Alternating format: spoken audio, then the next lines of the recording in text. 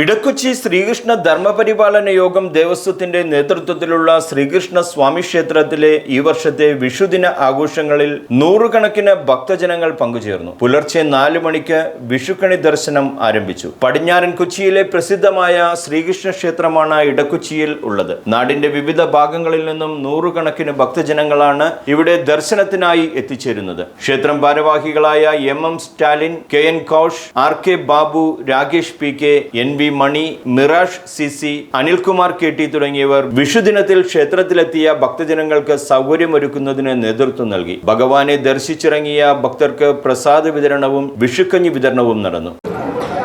നടമാസം 1-ാം തീയതി നമ്മൾ എല്ലാ വർഷവും ഗംഭീരമായി തന്നെ ആഘോഷിക്കുകയാണ്.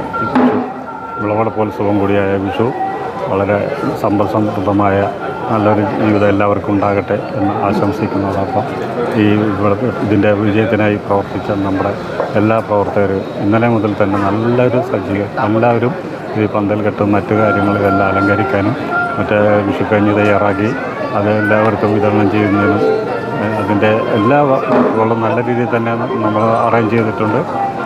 ഇതിനിയും കൂടുതൽ ഭക്തജനങ്ങൾ ഇവിടെ എത്തിച്ചേർന്നതാണ്. 11 രാവിലെ വെളുപ്പിന് 4 മണിക്കാണ് ഇത് നട തുറന്ന് അങ്ങനെ പ്രഭാത പൂജകളൊക്കെ ആരംഭിച്ചത്. ഉച്ചയ്ക്ക് 11 മണി വരെ ഇതിൻ്റെ ചടങ്ങുകൾ ഇങ്ങനെ തുടർന്നുകൊണ്ടേയിരിക്കും. പിന്നെ മറ്റേ പ്രതീക്ഷാൻ പാർട്ടി അവതരിപ്പിച്ച് മറ്റേ ചെണ്ടമേളവും മറ്റു കാര്യങ്ങളും ഇതെല്ലാം ഇതിൻ്റെ ഒപ്പം തന്നെ നടക്കുന്നുണ്ട്.